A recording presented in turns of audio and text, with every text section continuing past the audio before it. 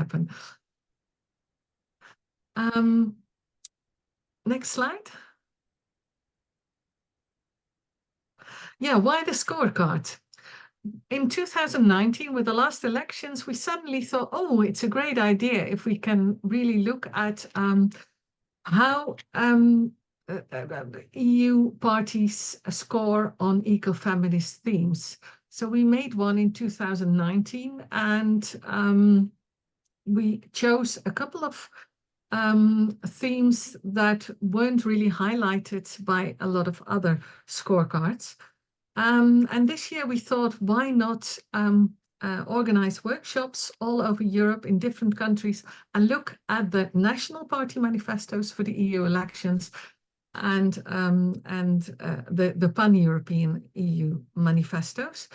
And the outcome of this are scorecards, and we have made scorecards now in the Netherlands, in Germany, and we are at the moment working on scorecards still in France and in Spain. Next slide. And we also published, I forgot to mention because I thought, and we earlier this year we launched the EU Elections Toolkit for Youth to explain the EU and how things works in Brussels for a broader audience, and especially for an audience that are first-time voters. Regarding the topics that we work on, we've published toolkits before, amongst others, a climate justice toolkit for youth, but also specifically on toxic-free periods, but also on how to mobilize young feminists for climate justice, a workshop starter. You can find all those toolkits and manuals on our website. Next slide. And why does it matter? Well, it matters a lot. The European Green Deal is on the table. There's a lot of disinformation on environmental issues and gender going around. And simply put, our health, our biodiversity, and the climate is at stake. Next slide. Yeah, the focus of our EU feminist scorecards are the focus themes: gender just energy transition, make polluters pay, what we are talking about today, say no to toxic chemicals, youth at the decision-making table, a very important topic, agriculture fair and nature inclusive, and fair trade. Next slide. Yeah, and the scorecard for 2024, you can see here the pan-European version that we made, and you can see how the parties are scoring. It is a simple tool to make voting easier and to see what the parties are doing, and to make information available. And you can see for yourself. Green is, of course, if they score very well on the issue.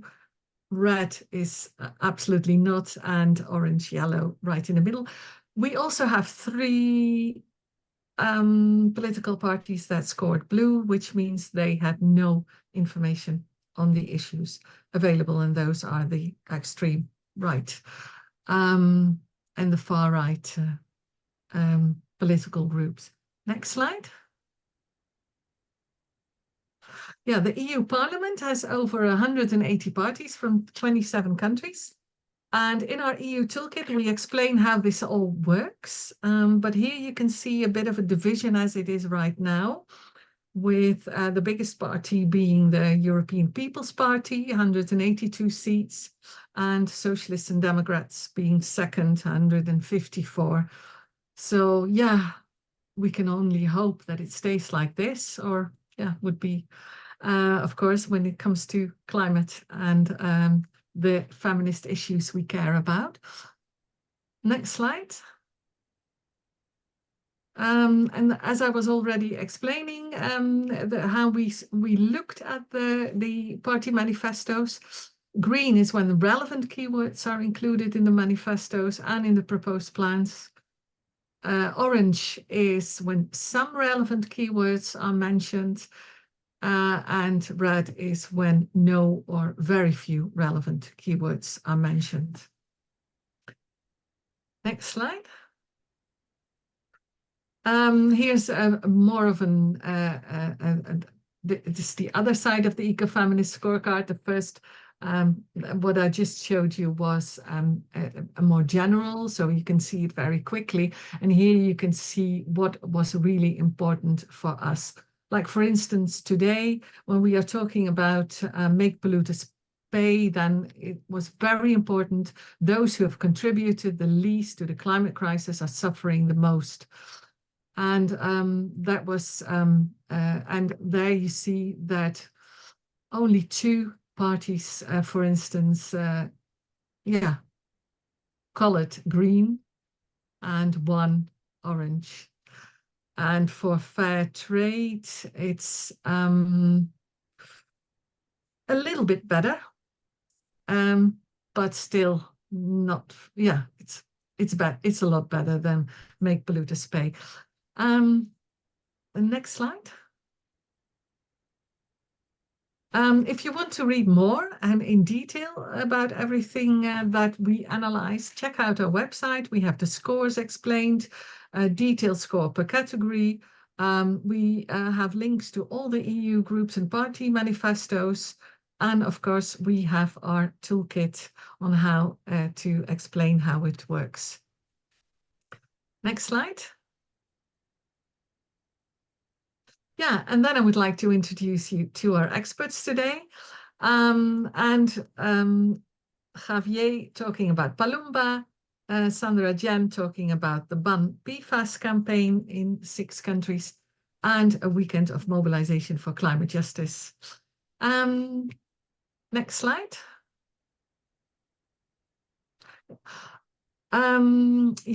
Sorry, I didn't know that there was a question, but I would like to introduce you now. I think it's best to go to our first guest, and that's Javier from Oxfam Intermon. And he will tell you more about Palumba, the new Tinder app for the EU elections. The floor is yours, Javier. Thank you very much, Chantal, and hi everyone. Thank you for this space. I think I'm excited to be able to participate here and to have some space to explain of the Palumba app, and also to see all the work that you've been doing now that we are only a week away from the beginning of the elections, and that we are also looking forward to the next few days with some mobilizations across Europe that Pablo will explain later, and I'm sure you're part of. So thanks a lot.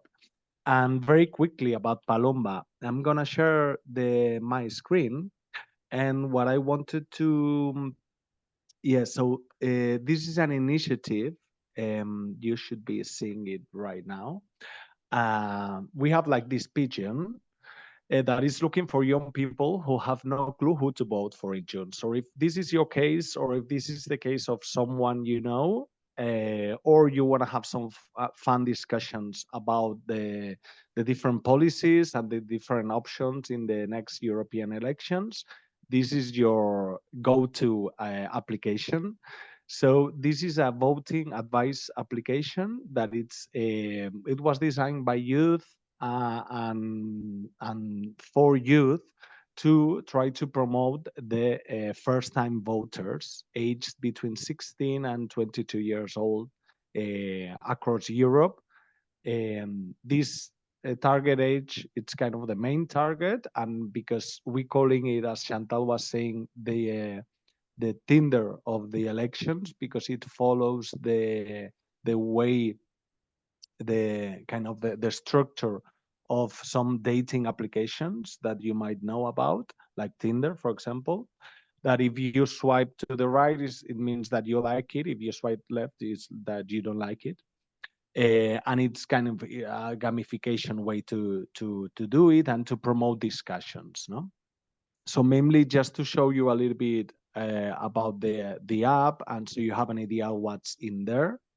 And then I'll also guide you to where you can download it from. But basically, we believe that democracy is a social habit. That's why it's targeting first-time voters, trying to create this habit. But obviously, it's open to anyone and any person of any age. The mission is to massively reduce the abstention of young Europeans. And as I said, it was done by some young people from at least, there's a core team of 15 young activists from 7 different countries. And then there's more than 50 volunteers. Um, and I'll tell you more about who's behind, and you can browse in the website about it. But basically, what we do here is to swipe and match the user with the candidates and policies that matter to you. No? So you have the 7 European families and the different parties within those families that you already know because you've been working with them in the scorecards. And then you have some 29 phrases and topics that matter that had been very much simplified. I was just thinking, no, like the scorecards. I'm sure the analysis behind on how we are rating and how we're putting the traffic light to each of the political parties. There's many criteria, many ways to do that. And here, the main goal, it was to try to simplify. I'm sure the analysis is much simpler, but it's been curated by youth organizations and it's been validated by an academic board and a board of experts trying to depolarize kind of the discussions and to depollute the political conversation. No? So it's also, I mean, it's 29 very short phrases or questions or statements that you need to match with or swipe right or swipe left. You can also stay neutral there. And there's also, if you tap into it, you get like contextual explanations and some useful links to get more information about the different topic. And as I said, it's been checked by an academic partner, and there's a scientific council. I don't want to, I want to keep the surprise, so you can download the app and look at the different topics. But since Chantal was saying we're talking today about the polluters pay, there's some statements about whether banks should be taxed on their benefits, or something about transport and the air pollution due to the air travel. There's something about one statement also about whether fast fashion companies should be regulated, like Shane. So I'm sure you will see out of the 29 statements, you're gonna find a lot of topics that are very much related to the topics being discussed today, and also that you've been discussing with the scorecards. So you have some designs here. Well, you have an idea of the design. Here is the statements, the pigeon, always trying to make it fun and easy and friendly, so we get engaged with our the democratic space. And also then when you finalize your kind of route of the 29 statements, it's giving you the match, no? And it's also giving you some more information so you can share it by topics: human social rights, environment, or economic policies. And then it gives you the option to share it. I don't want to take much more time. Maybe I'll just show you if I can, the website. Let me just see that. And then we can give some space for any questions. But I think, I mean, we've got, it's been launched, it was launched like 2 weeks ago, and now we are kind of starting to get this snowball effect. There's been 60,000 downloads of the app, and we are getting more or less around 10,000 matches every 24 hours. This is what the indicators are telling us, like real time as we follow it on the systems. And we're really hoping, because normally, typically, this type of applications, they peak just the days before the election. So the next 7 to 10 days are the key ones. So we totally appreciate all your support in promotion. Please use the app, please download it, please share it with your family, your friends, use your channels. And also, I was discussing with some colleagues, it's kind of a fun way. I was just having a drink on a terrace last weekend, and as you swipe, the statements, they are a very good conversation starter with a group of people. So we really encourage you to use that. Maybe also, let me just do this again. Yeah, just to share on the website that I'm gonna copy paste it, or if someone can do it, if not, I'll do it now on the chat of the Zoom. Palumba.eu. You have got the links to the Apple Store or Google Play to download the app. And you have more information about who's behind, with more explanation. And also, very important, this media center, which offers some resources that you can also use if you maybe want to also join the push for the promotion of the app in more formal channels like newsletters, emails, other partners that your organization might have, or just something that you want to share. So I think I'll stop it here, and thanks very much for the space. I hope you like it, and let's keep it up with our mobilizations. Yeah, thank you, Javier. Because I really need to download it and see how it works, of course, in real life. But that's something also is something interesting. What you said is that we are now a week before the elections in some countries, like in the Netherlands, and I think also in Ireland is next week Thursday, and a couple of more countries. Most countries it's on Sunday the 9th, like in Belgium and France. But is that we think, oh, it's only a week beforehand. But what you were saying is right, is that the whole thing will probably only start a few days beforehand. Yes, and typically, apparently, that's what the studies show, no? That this kind of apps, it's for me, I was ignorant about this. It's called VAA. It's voting advice applications. They always speak the 2 to 5 days before the election. So we're still there, and actually, we have planned some big pushes with influencers in different countries. From next week, basically, because as you said, it's going to be the 5 days before. And I forgot to mention that we managed to translate it to all the official languages across the EU. Okay. Yeah, so it's in 27 languages plus some more. Oh, okay, so that's accessible to everyone. And I was wondering if are there any questions for Javier on the Palumba app? You can also write them in the chat or ask them in person.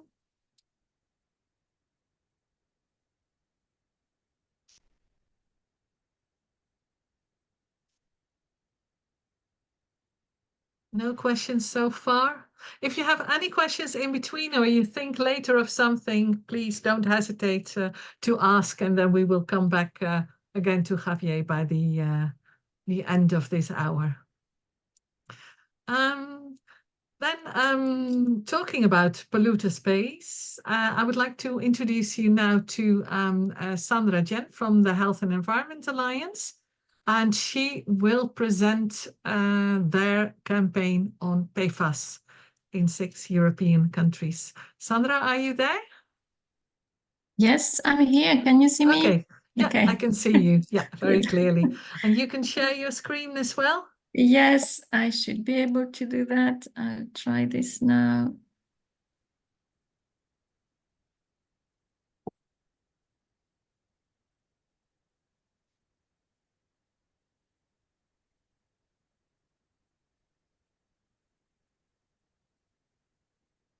So I hope it works.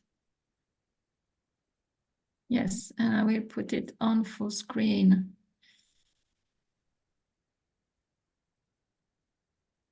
Okay. So we're working fine of screen sharing and audio. Yes. Yeah, perfect. Okay, thank you. Thank you for the confirmation. So with that, I'd like first to thank you very much for the invitation to be there, take part in your webinar series.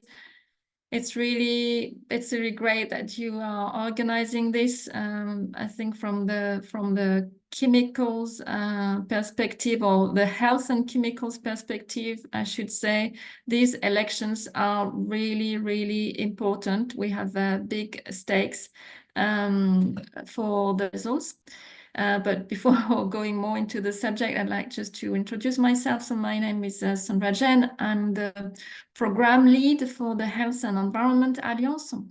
And so I've been working on chemicals, health and chemicals since quite a while, actually since 2004, so over 20 years. And at the time I was pregnant with my daughter, and so chemicals are very much a matter of also health across our life, with different kind of impacts. And now my daughter is 20 years old and she's going to vote for the first time. So yeah, it's a long time fight. So first I will I'll do just a short presentation about HEAL, the Health and Environment Alliance, and then remind ourselves why the EU is so key for health and environment protection in terms of chemicals, and talk about this PFAS. So PFAS is one class of chemicals, and the extent of the contamination across Europe, and then our ban PFAS campaign.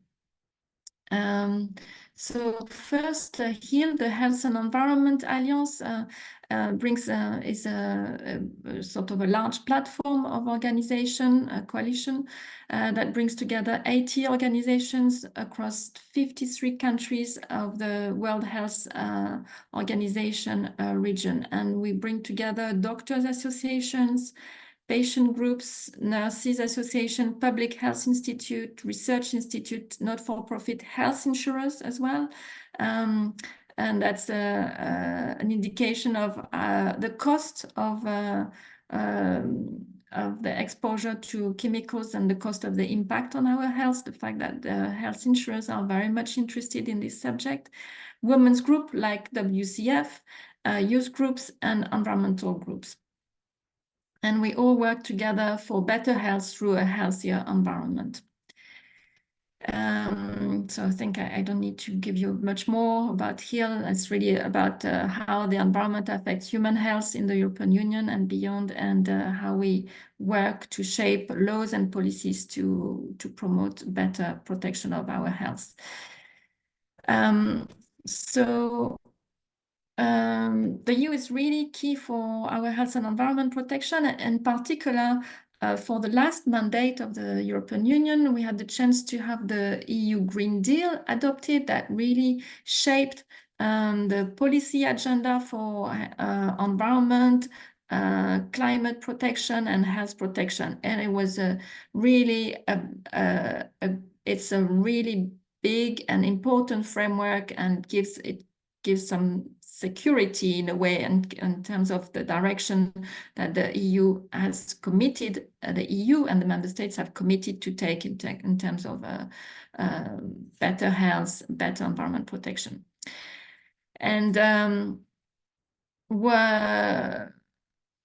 there are some big commitments in terms of chemicals, in terms of reducing our exposure to chemicals. I think if you've discussed pesticides last week, you could hear about that. I've just put one illustration about a class of chemicals which are disrupting chemicals, which are present everywhere in our daily life and which have an impact at very low dose. And that's also the case for the PFAS.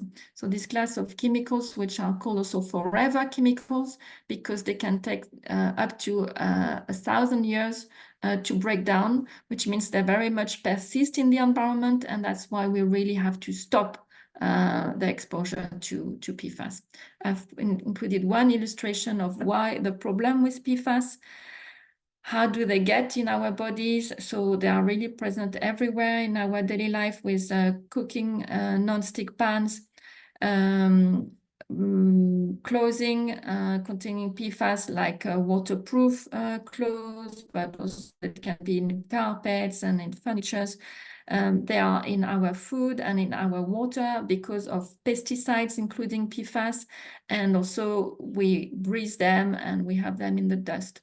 And the health problems linked to PFAS include kidney and testicular cancer, high blood pressure, and problems with fertility, high cholesterol, lower infant birth weight, and also a decrease in vaccine response in children. So really the impact are very, very big and widespread. And the health costs are estimated to be between 52 and 84 billion for the EU. And so I'll stop there with the definition of PFAS, just to show a map. So the map of the extent of the contamination. This map there was first a map that has been done in the US, and on that basis, a consortium of journalists have done lots of investigation to map all the different hotspots, so sites of contamination or suspected contamination across Europe, and you can see that it's really everywhere. There are some countries where there are more red dots because there are areas of chemical plants. But now also only this week there's been a study published about water contamination by PFAS as a result of the use of PFAS pesticides. So the problem is no longer only limited to chemical plants. So the theme of today is about the polluter pays. We have, as HIL, we have documented 6 different cases across Europe where communities got mobilized first to have their exposure and impact effectively recognized, not only as individuals who can be facing very dear health impact by PFAS, but also as communities, and then to seek restoration for this damage.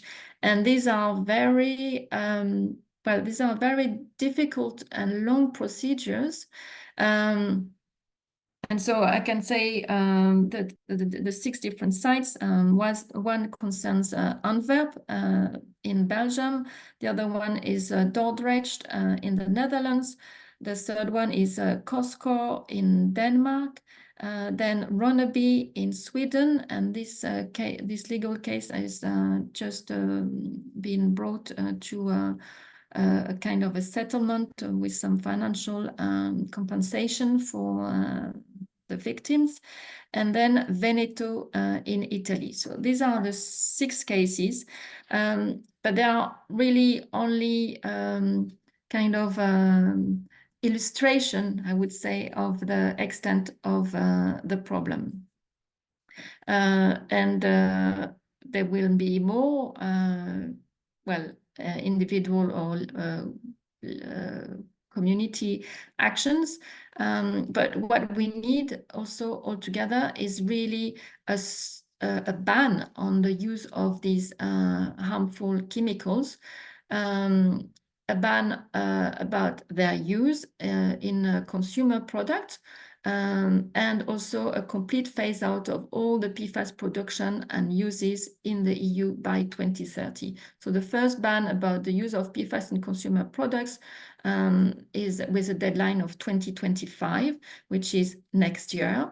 We have to know that the EU, I would say, a legislative procedure is in process at the EU level. A first dossier has been introduced by a group of EU member states and is being assessed by the European Chemical Agency. But we know that there are very, very strong opposition by some quarter of industry and by some member states because they have direct interest also in that industry.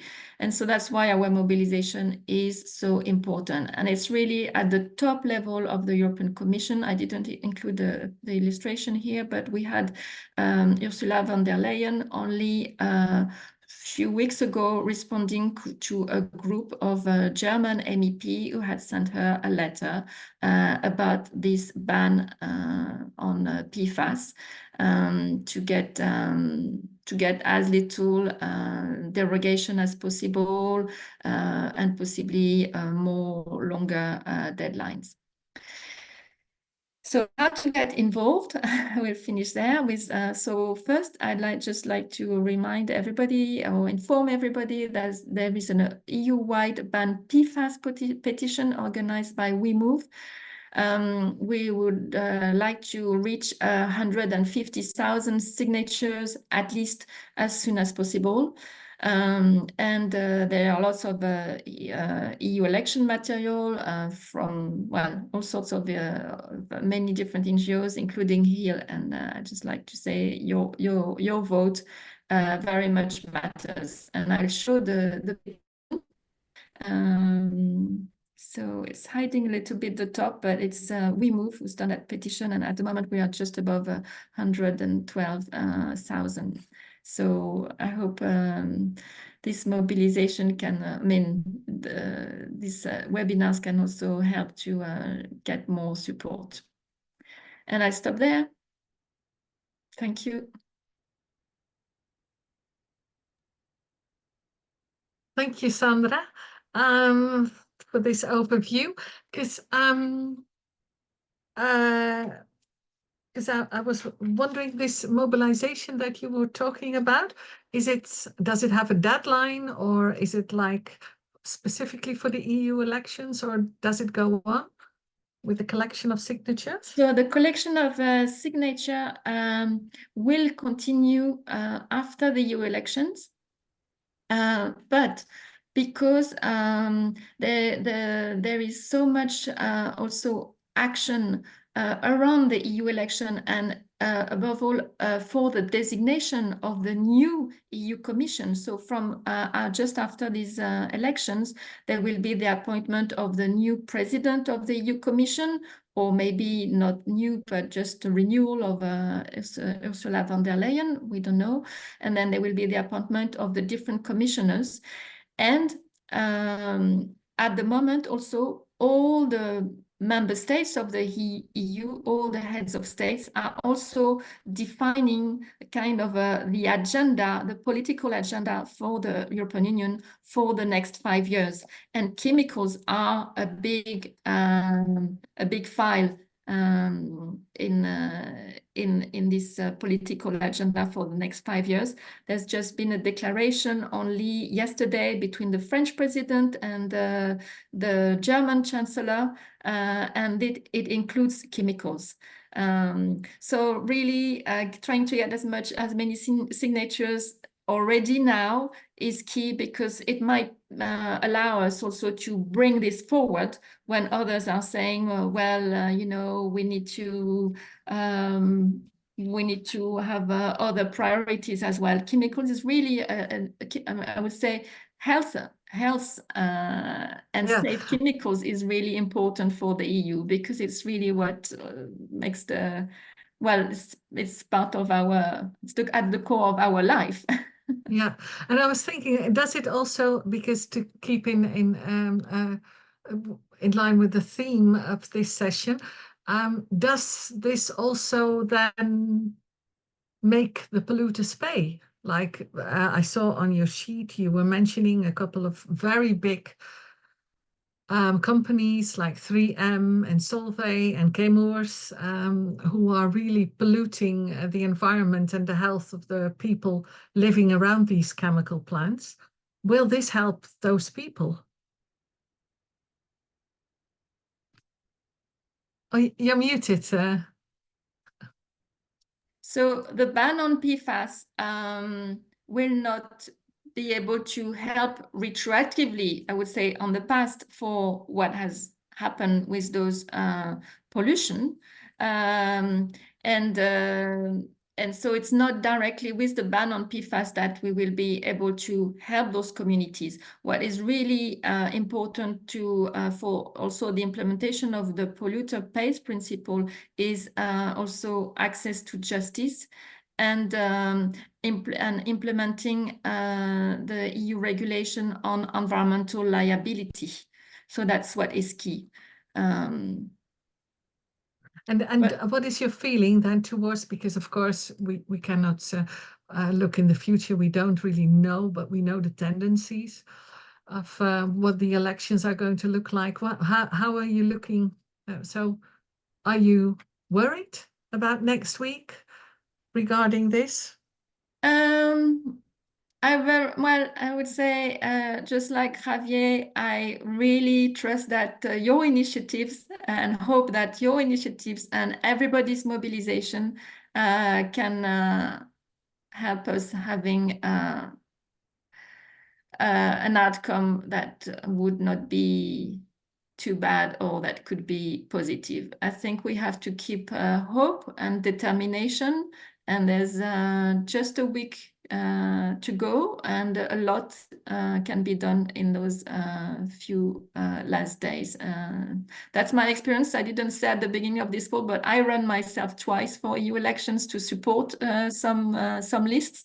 And as a campaigner, also, I have to say, really, let's do all what we can to have a favorable outcome. Okay, so yeah, people can vote for you. Not this time. Oh, not this time. Not this time. Okay, the former. But, yeah. Okay. In the past, yes, I did that. Yeah. Well, thank you very much for this explanation, and we will send all the the slides to the participants and those who registered for this meeting.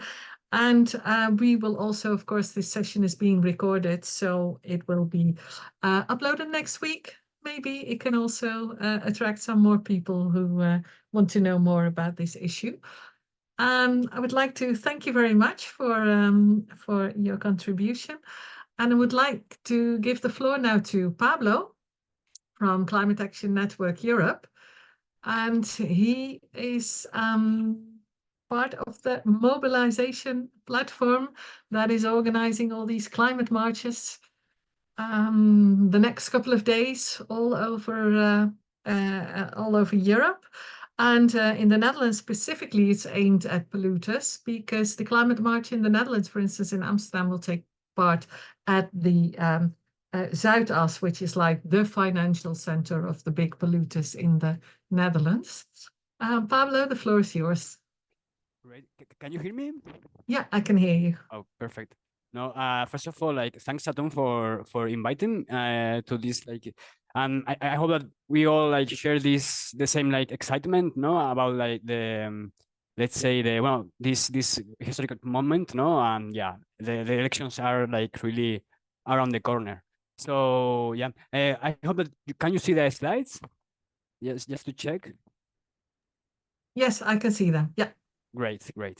Nice. So yeah, I'm Pablo from Can Europe, and I wanted just to present with you all like the plans that we are that we have around this last push for the EU elections to try to mobilize a bit our supporters, and I will explain it a bit more. Yeah, I know that the 2019 climate mobilizations overshadow a bit like this time, no, because yeah, it's difficult now, like it's different contexts. but it's still like the climate movement is very strong, and also making bridges with other fights, also building a more intersectional approach with feminism, but also housing rights like collectives and beyond, anti-racist movements. So these mobilizations are supposed to happen in different countries, in 14 European countries exactly. Here you can see one of the banners that we produces with some unbranded aesthetics to share these marches. So Austria, Germany, Sweden, Netherlands, Czech Republic also, and Luxembourg are mobilizing the 31st of May. So next Friday, like, wow, tomorrow, I can imagine that. And the 1st of June, so next Saturday, Spain, Belgium, Italy, Portugal, and the 2nd of June, Finland, France, and Denmark. And last minute, Poland moved to the 7th of June to be closer to the elections. So also there are demonstrations in Poland. The easy way to get to know about these demonstrations is linking on this map. I will share right now in the chat a message. So you don't have to wait until the slides are shared. You can see there like the link of the map, so you can see all the cities, and yeah, there are like 128 cities announced so far. All over the EU. If you enter in the map and you click in one of the points, you can see the exact location, the time, much probably, or just always like the link to the social media of the organizers. So you can check their Twitter, their Instagram, so keep updated, and please support their posts. So it's a easy way to track all the effort, no? And get engaged also, because yeah, we are very, very close to the demonstration. So, but yeah, this is the fastest way. The goals of these demonstrations are mainly show strength in the streets to make clear that we still care about the things that really matters, like anti-racism, climate, housing rights, feminism, LGBTQ rights, and also to confront the far-right narratives and mobilize the grassroots, because ahead of the AP elections, and yeah, show strengths as civil society, right? Yeah, as grassroots, we have mainly like Fridays for Future organizations, but all the other partners at national level, and all these the main organizers were like developing these demonstrations in a platform. We call it mobilization platform. This is a space that CAN Europe is facilitating with all these partners. Some of them are members like Oxfam, but also like Ambiente, Ecologistas en Acción, and other partners. And yeah, organizations that are not members, but also are supporting, as 350.org, WeMove, or Open, you have already mentioned. And one of the key elements or key players are national climate coalitions that are really like embedding this work in the national context. No? So there are like 70 organizations. It's not an exhaustive list, but 70 organizations are really involved in the organization of these demonstrations all around Europe. They are mainly climate actors, it's true, but at the national level, these fights and narratives are built in an intersectional way. So you will see like a wide diversity of organizations at the national level, no? Depends of the country. On the narrative side, it's like pretty easy and also very, open. So everybody can shape this narrative at the national level, but also at the organizational level. It's just about like confronting the far right and show strengths as progressive movements and forces, let's say. But yeah, you can really make this narrative, shape it and make it your own way. So yeah, during the demonstrations, also before, like, today or tomorrow, you can join the social media, share the hashtag, click in the map, and try to boost the content of the organizers, and add your slogans, your key messages. So this is intended to be enough wider so everybody can be included. No. Also, there is a toolkit I shared where you can see some materials, unbranded materials in Canva, some aesthetics, so you can also add your messages in that way. there is a demonstration in Brussels. Just very quickly in the slides, it will be everything. And this is also organized with Good Food, Good Farming. It's a farmer collective that we are collaborating with to make sure also again like this intersectionality of the demonstrations. And just like so very briefly about like how to support ahead of this, because it's tomorrow and this weekend.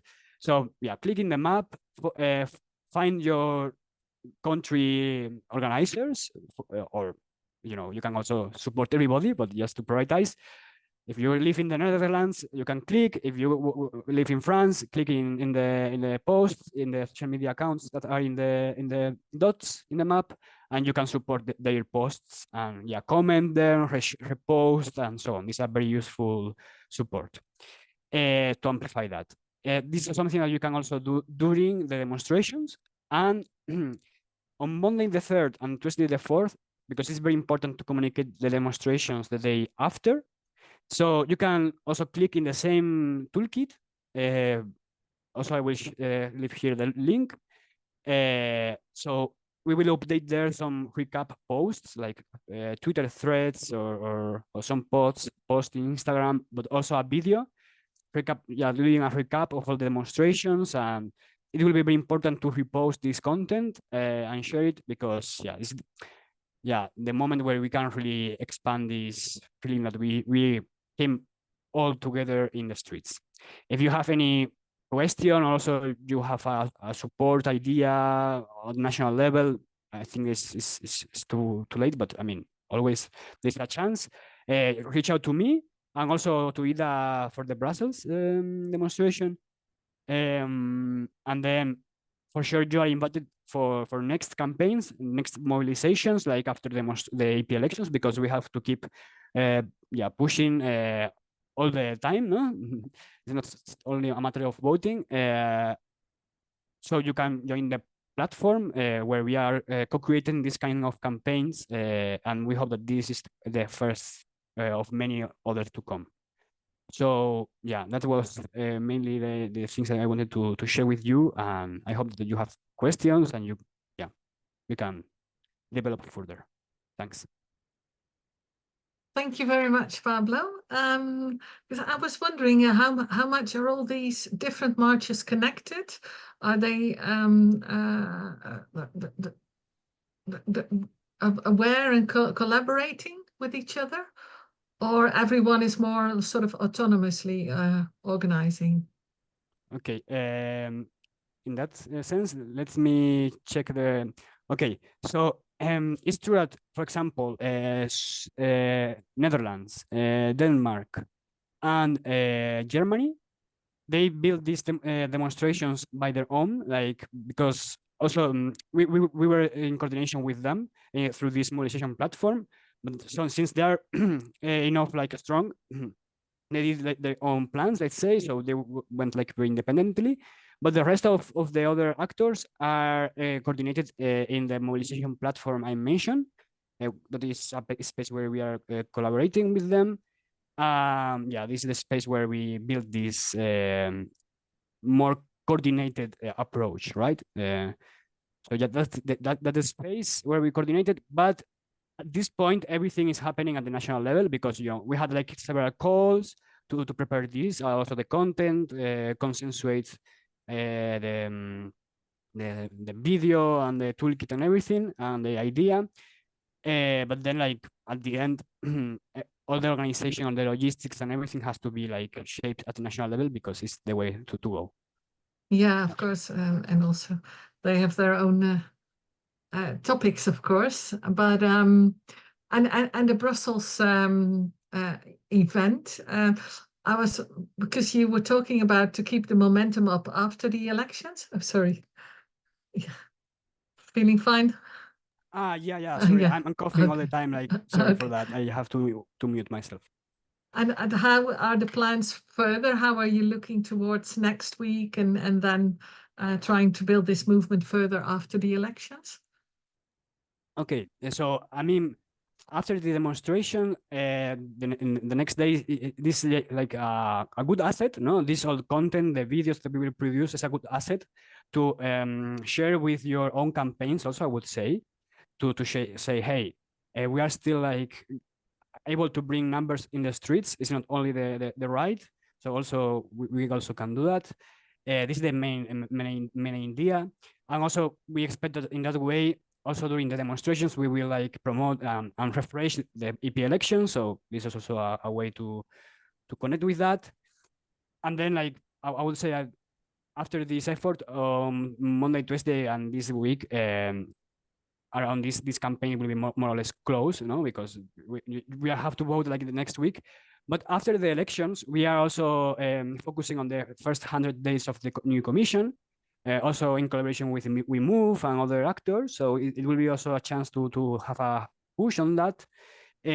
But also, you know, in September is happening again the global strike of Fridays for Future around climate. So yeah, this platform is meant to keep these alliances and this coordination effort alive. Because after the pandemic, all these connections weakened. So this is also effort to try to reconnect us and also make sure that for the first time we are good embedded with other social movements, no, as housing rights, feminists, and anti-racists. So this also. Yeah, and I was also wondering, is this the first after the pandemic? Is this the first like really wide pan-European mobilization all in around the same time? It is true that in terms of demonstrations, Fridays for Future has kept like mobilizing for climate strikes, like at least one in autumn and a second one in spring since the pandemic.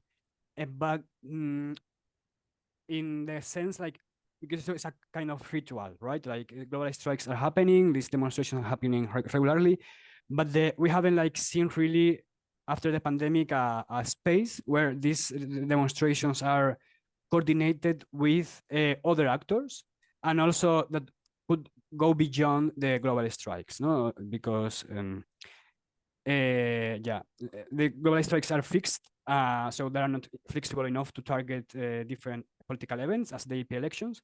So this platform meant to first like connect the climate movement with other actors. That is something novel at the EU level. And secondly, try to target in a more strategic way the political events that could be, you know, make a difference. Yeah, well, I hope it'll make a difference with so many thousands, hundreds of thousands of people taking over the streets the coming days in 14 countries, not 12 as it was still earlier this week. So maybe it even will grow and there will be more than 14 countries. Yeah. So, well, I wish you lots of luck. And if there's any, I see that it's almost 4 o'clock. I don't see any questions coming in via the chat. Thanks to all our speakers today. And yeah, if you want to know more, please stay in touch. You can visit our website and look up the toolkit and look up the scorecard to give you also another tool next to the Palumba app to make sure that you know what you are voting for next week. Thank you very much. And we will highlight all these webinars from the last couple of weeks, the coming days via our YouTube channel and also via our social media channels.